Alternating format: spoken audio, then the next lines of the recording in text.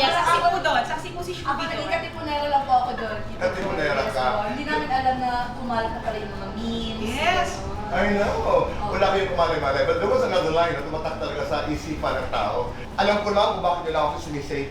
Yes. Kasi ako ang nagluluto. Ano Yes, yun? Tito Boy, ako. Lasing ka nun. Lasing ko ako, Tito Boy. Actually, hindi ko na po maalala kung ba't ko nasabi yan, pero nagigets ko kasi medyo naiisip ko rin po siya kasi nung nasa loob ko. Mukha kami lang nila ako ni kasi nagluluto ako, baka nahihiya sila sa akin. Ganun po yung naisip ko. Lasing, lumabas po yung lahat ng lasing ako. Okay po, Tito Boy. Fresh pa lang po kasi galing pa po kami ng PBB. So, marami pa pong adjusting na nangyayari. Pero I was very happy nung naliligaw po kasi si Anthony before I came inside the house. Tito Boy, yes po, planado in a You made way. me proud? Happy Pride? Yes, yes, Okay. happy Pride, Tito Boy. Okay. Planado po in a way na bago ko po pumasok sa bahay, alam kong gagawin ko siya.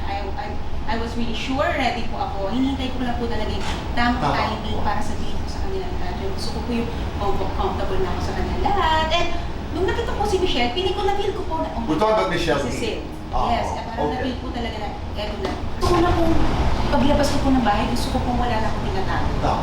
Ayaw, ang hirap po kasi ng for the longest time na meron kong something na tinatago sa dibdib mo na baka pag nalaman nila ba? Right. Takot po. And now, masasabi ko pa, I'm really happy. I'm so proud na nagawa ko po Right. yun. And nga, wala na po akong tinatago. Maraming followers, maraming pera. Maraming pera. Winner sa PBB, winner sa Love Life. Winner sa... Wala naman ng PBB. Okay. Winner na lang sa love. Winner sa life. TDH, AFAM. TDH kasi... Nahihiya ako kapag Nahiya ako kapag... Hindi ako nahihiya dito. lights on or lights off. Kung ano talaga. Lights off. Happiness or chocolate?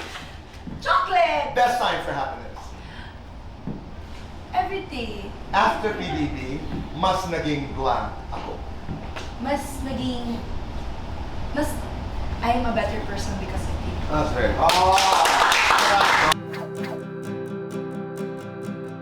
Ako, very, yun ang agad yung nakita ko. Pag open ko ng TikTok, di ko alam yun agad yung algorithm ko. Wala naman akong phone doon. Pero, wow, nakakatawa na nakakatawa. Tawan-tawa ako. Hindi ako nakatulog nung unang labas ko kakatawa sa mga memes. At di ko in-expect, di ko na naisip na nagawa ko pala yun. Ganun pala.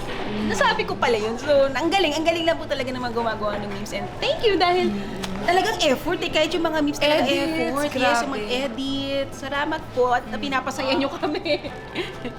Same po, hindi ko po choice na panoorin or i-search, pero nakikita ko talaga siya sa FYP. And until now, hindi ko pa napapanood lahat. Ang dami pa rin clips na hindi namin alam kung saan nanggaling. Natago sa baul. Oo, tsaka medyo malayo na yung mga ibang clips eh. So, kailangan talaga i-scroll all throughout.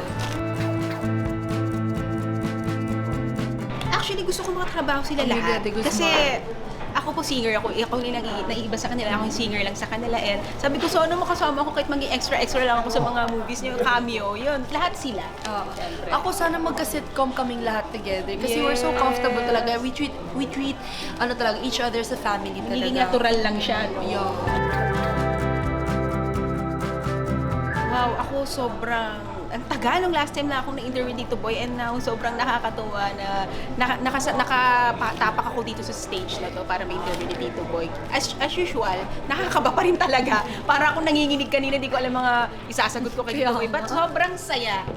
Of course. Pakinabahan ka rin. Ako, ano na ako ni Tito Boy, parang sabi ko talaga, si Tito Boy talaga siya. Kahit na anong practice, kahit na anong prayers mo before starting, Di mo alam kakabahan ka talaga. Kasi di mo alam ano yung tatanungin niya. Pero nakaya naman. Thank We you so really enjoyed. much, Thank you, everybody.